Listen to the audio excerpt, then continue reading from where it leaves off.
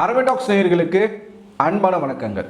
வீடியோக்குள்ளே போகிறதுக்கு முன்னாடி நேற்று நம்ம இந்தியா அலகாபாத்தில் இருந்து லண்டனை நோக்கி செல்லவிருந்த போயிங் விமானம் விபத்துக்குள்ளாகி கிட்டத்தட்ட 200 பேருக்கு மேலே அதில் இறந்து போயிருக்காங்க. அதில் நிறைய குழந்தைகள், 100க்கும் மேற்பட்ட பெண்கள் இறந்ததாக தகவல் வருது.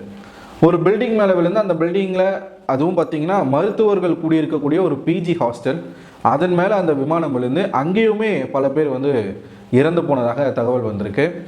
இது ஒரு மிகப்பெரிய ஒரு டிராஜிக்கான ஒரு ஆக்சிடெண்ட். இது யாருமே நினச்சி பார்க்காத ஒரு மிக மிக துயரமான ஒரு சம்பவம். இந்த துயர சம்பவத்தில் அங்கே உயிர் விட்ட யாரெல்லாம் அங்கே இறந்து போனாங்களோ அவங்களுடைய குடும்பத்தாருக்கு ஒரு ஆழ்ந்த இரங்கலை நம்மளோட சேனல் சார்பாக நம்ம சொல்லிப்போம். ஆக்சுவலாக இந்த வருடம் 2025 ஐபிஎல் ரத்தக்காவு வாங்கின ஒரு ஐபிஎல். இதை யாருமே மறக்க முடியாத ஒரு ஐபிஎல் ஆண்டாக இருக்கும். ஏன்னா 18 வருஷமாக ஒரு டீம் எப்படியாச்சும் ஐபிஎல் ட்ராஃபியை வின் பண்ணணும் அப்படிங்கிற ஒரு மிகப்பெரிய கனவு கோட்டையில் இருந்தாங்க.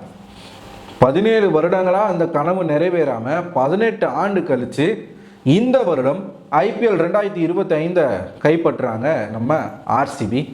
ஸோ ஆர்சிபி ஜெயிச்ச இந்த ஒரு ட்ராஃபி மிகப்பெரிய ஒரு பேசு பொருளாக மாறி இருக்கு. காரணம் என்னன்னா, ஆர்சிபி 18 வருஷம் கழித்து இந்த கப்பை ஜெயிச்சது ஒரு தனி ஒரு சாதனையாக இருந்தாலும் அந்த கொண்டாட்டத்தில் ஈடுபட்ட கன்னட ரசிகர்கள், ஆர்சிபி ஃபேன்ஸ், அங்கே 11 பேருக்கு மேலே இறந்து போயிருக்காங்க.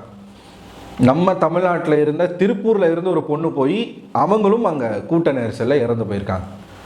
ஒரு தந்தை, ஏற்கனவே இதை பற்றி நம்ம பேசியிருக்கோம், ஒரு தந்தை தன்னுடைய மகன், ஒரே பையன், 100 கோடி ரூபாய்க்கு சொத்து சேர்த்து வச்சிருக்கிறார் அந்த பையனுக்காகவே. தன்னுடைய ஒரே ஒரு மகன் அப்பா கிட்ட சொல்லாமல் இந்த ஆர்சிபி மேட்சை பார்க்க போயிருக்கான், ஃபைனல்ஸை பார்க்க போயிருக்கான். அங்கே விபத்தில் இறந்து போயிட்டார்.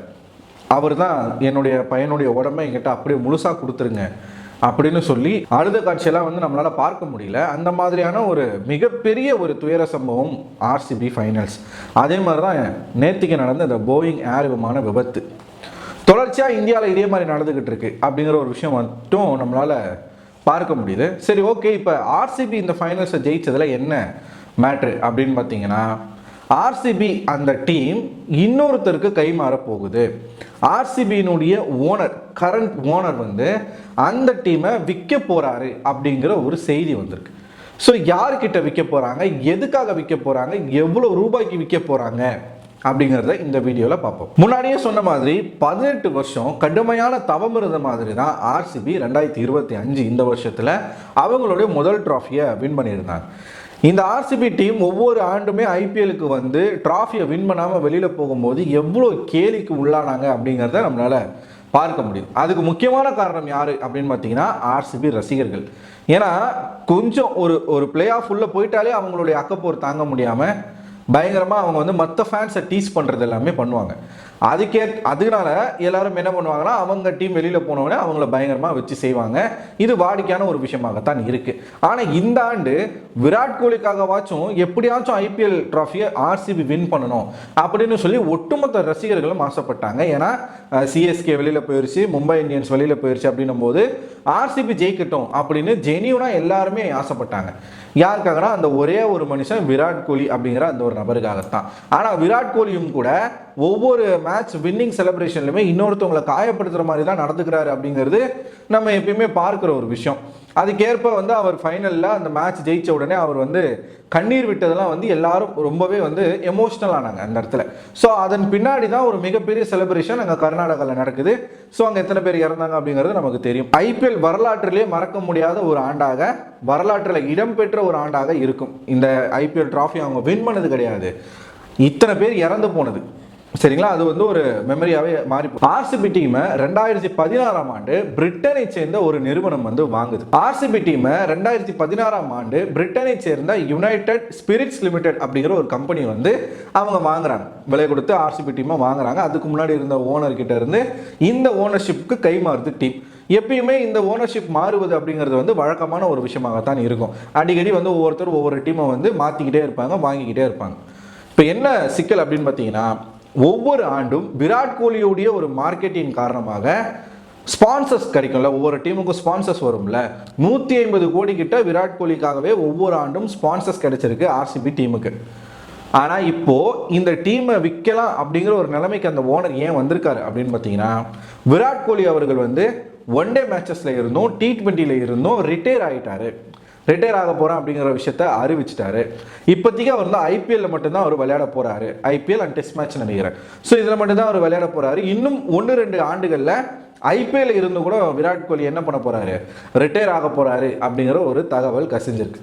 ஸோ இந்த தகவல்னால என்ன முடிவு பண்ணியிருக்காங்க அப்படின்னு பார்த்தீங்கன்னா, இந்த பிரிட்டனை சேர்ந்த இந்த நிறுவனம் இருக்கு இல்லையா, யுனைடெட் ஸ்பிரிட்ஸ் லிமிடெட் அப்படிங்கிற இந்த நிறுவனம் ஆர்சிபி டீமை வித்தரலாம், வேற ஒருவருக்கு விற்கலாம் அப்படிங்கிற ஒரு முடிவில் இறங்கியிருக்கிறாங்க. எதுக்காக இந்த டீமை விற்கணும் அப்படிங்கிற ஒரு டிசிஷனுக்கு அந்த நிறுவனம் வந்திருக்காங்க அப்படின்னு பார்த்தீங்கன்னா, விராட் கோலி அவர்கள் டெஸ்ட் மேட்ச்ல இருந்தும் T20 இருந்தும் ரிட்டையர் ஆயிட்டார். ரிட்டையர்மெண்ட் வந்து அனௌன்ஸ் பண்ணிட்டாரு. ஸோ இன்னும் 1-2 வருஷத்தில் T20 இருந்தும் ஐபிஎல் இருந்துமே அவர் வந்து ரிட்டையர் ஆகிறதுக்கான வாய்ப்புகள் இருக்கு. ஸோ விராட் கோலியால் தான் இந்த டீம் வந்து இவ்வளவு வருவாயை ஈட்டிக்கிட்டு இருக்கு. அப்படிப்பட்ட ஒரு மனுஷன் ரிட்டையர் ஆகிறாரு அப்படின்னா அப்புறம் ஆர்சிபி டீம் இருந்து நமக்கு நஷ்டம் தான். அதனால நம்ம என்ன பண்ணலாம், டீமை இன்னொருத்தருக்கு வித்தரலாம் அப்படிங்கிற முடிவுக்கு வந்திருக்கிறாங்களா அந்த ஓனர்ஸ். ஸோ ஒவ்வொரு டீமும் ஓனர்ஷிப் மாறுவது அப்படிங்கிறது வந்து ரொம்பவே சாதாரணமான ஒரு விஷயமாகத்தான். போன சீசனில் கூட குஜராத் டைட்டன்ஸினுடைய பெரும்பான்மையான பங்குகளை டோரண்ட் நிறுவனம் அப்படிங்கிற ஒரு நிறுவனம் வந்து வாங்கி டீமை கைப்பற்றுறாங்க. அதே மாதிரி நிறைய டீம்ஸினுடைய ஓனர்ஷிப்பு போன சீசன்லேயே மாறுச்சு. ஸோ அதன் வகையில் இப்போ ஆர்சிபியினுடைய ஓனர்ஷிப் மாறுவதற்கு வாய்ப்புகள் இருக்குது. சரி, இதை எவ்வளோக்கு விற்க போகிறாங்க அப்படின்னு பார்த்தீங்கன்னா, 17,000 கோடிக்கு ஆர்சிபி டீமை விற்க போகிறாங்க, அந்த பங்குகளை விற்கிறாங்க அப்படிங்கிற ஒரு தகவல் வந்திருக்கு. 17,000 கோடிக்கு விற்கிறாங்க அப்படின்னா அந்த டீமை வாங்குறதுக்கு யார் முன்னாடி வருவா அப்படின்னு நீங்கள் யோசிச்சிங்கன்னா அதுக்கான ஆட்கள் இந்தியாவில் இருக்கிறாங்க. ஒன்றும் இல்லை, நம்மளுடைய அதானி அவர்கள் இருக்கார் இல்லையா, ஸோ கௌதம் அதானி அவர்கள் ஏற்கனவே குஜராத் டைட்டன்ஸை வாங்குறதுக்கான பல முயற்சிகளில் ஈடுபட்டார். ஆனால் அவருக்கு வந்து அந்த வாய்ப்பு கிடைக்கல, டோரண்ட் நிறுவனம் வாங்கிட்டு போயிட்டாங்க. ஸோ இப்போ ஒருவேளை ஆர்சிபி வந்து விலைக்கு வருது, ஆர்சிபி டீமை விற்க போகிறாங்க அப்படின்னா இந்த 17,000 கோடி அப்படிங்கிறது கௌதம் அதானி அவர்களுக்கு ரொம்ப சொற்பமான பணம் தான். ஸோ அவருக்கு ஈஸியாக கொடுத்து அந்த டீமை வாங்கிடுவார் அப்படிங்கிறது தான் எதிர்பார்க்கப்படுது. ஏன்னா நிறைய டீமை இதே மாதிரி வாங்கணும்னு அப்படின்னு முயற்சி பண்ணி அவருக்கு கடைசி வரைக்கும் அது கிடைக்காமே இருந்திருக்கு. இப்போ விராட் கோலி போன்ற ஒரு நபர் இருக்கக்கூடிய ஒரு டீம், அதுவும் இப்போ கரண்ட்டாக வந்து கப்பு வின் பண்ணியிருக்கிற ஒரு டீம் விலைக்கு வருதுன்னும் போது கௌதம் அதானி சும்மா இருப்பாரா அப்படின்ற ஒரு கேள்வி வந்திருக்கு. ஸோ நிச்சயமாக அதானி அவர்கள் ஆர்சிபியை இதுக்கப்புறம் வாங்குவதற்கான வாய்ப்புகள் அதிகமாக இருக்குது அப்படின்னு சொல்கிறாங்க. கௌதம் அதானி அவர்கள் வந்து விளையாட்டுத்துறையில் கொஞ்சம் ஈடுபாடு காட்டிக்கிட்டு இருக்காரு அப்படிங்கிறத எப்படி நம்மளால் புரிஞ்சுக்க முடியுது அப்படின்னு பார்த்தீங்கன்னா, ஏற்கனவே கபடி, கொக்கோ இந்த மாதிரி இதிலெல்லாம் டீம்ஸ் இருக்கும் இல்லையா, அதில் இருக்கக்கூடிய டீம்ஸை கூட இவர் என்ன பண்ணியிருக்கிறாரு, இன்வெஸ்ட்மெண்ட் பண்ணி வாங்கியிருக்கிறாரு. ஸோ அந்த டீம்ஸ்க்கு இவர் வந்து ஸ்பான்சர் பண்ணுறாரு அப்படிங்கிற ஒரு செய்தி வந்திருக்கு. அதனால் ஆர்சிபி டீம் வந்து விற்பனைக்கு வந்தால் அது எவ்வளவு தொகைக்கு போனாலும் அதை எப்படியாச்சும் அதானி வாங்கிடுவார் அப்படிங்கிற ஒரு செய்தி வருது. ஆர்சிபி டீமை யார் வேணாலும் வாங்கலாம், யார்கிட்ட அதிக பணம் இருக்கோ கொடுத்து அவங்க வாங்க போகிறாங்க. அடுத்தடுத்த ஆண்டுகளில் வந்து ஆர்சிபி விளையாட போகுது, அது வேற விஷயம். என்னதான் இந்த வருடம் வந்து ஆர்சிபி கப்பு ஜெயிச்சிருக்கு அப்படிங்கிற ஒரு விஷயத்த நம்மளால பாசிட்டிவாக எடுத்துக்க முடியும் அப்படின்னு யோசிச்சா கூட அதனுடைய விளைவாக இந்த ரசிகர் கூட்டம் வந்து எந்த அளவுக்கு முட்டாள்தனமான விஷயங்களில் நடந்திருக்கிறாங்க அப்படிங்கிறது ஒரு பக்கம் நமக்கு வருத்தமான ஒரு விஷயமா தான் இருக்குது. 11 உயிர் அப்படிங்கிறது சாதாரணமான விஷயம் கிடையாது. இதோ பாருங்க, ஒரு சின்ன ஒரு கவனக்குறைவு 200 பேருக்கு மேலே இறந்து போயிருக்கிறாங்க அந்த விமான விபத்தில். எப்படி எக்ஸாக்டாக அந்த விபத்து நடந்துச்சு அப்படிங்கிறது யாருக்குமே தெரியல. ஸோ டேக் ஆஃப் ஆன ஃப்ளைட்டு ஒரு 2 நிமிஷம் கூட பறந்துருக்காது, ஒரு 1 கிலோமீட்டர் 2 கிலோமீட்டர் கூட போயிருக்காது.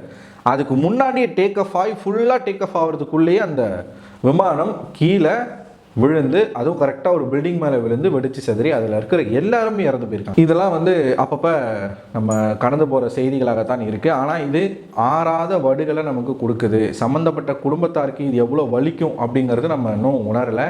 இதனாச்சும் இந்த ஃப்ளைட்டாச்சும் வந்து ஒரு விபத்து, அது வந்து நம்மளால் எக்ஸ்பெக்ட் பண்ண முடியாத ஒரு விஷயம். கொண்டாட்டத்துக்கு போய் இத்தனை உயிர் போயிருக்குது பாருங்க. அப்போ நம்ம எவ்வளோ மலிவான எண்ணங்கள் கொண்டு இருக்கிறோம் அப்படிங்கிறத நம்ம யோசிக்கணும். நம்ம உயிரை விட எதுவுமே பெருசில்லை அப்படிங்கிற ஒரு விஷயத்தை என்னைக்கு நம்ம உணர போகிறோம் அப்படிங்கிறது தான் இப்போ மிகப்பெரிய கேள்வியாக இருக்குது.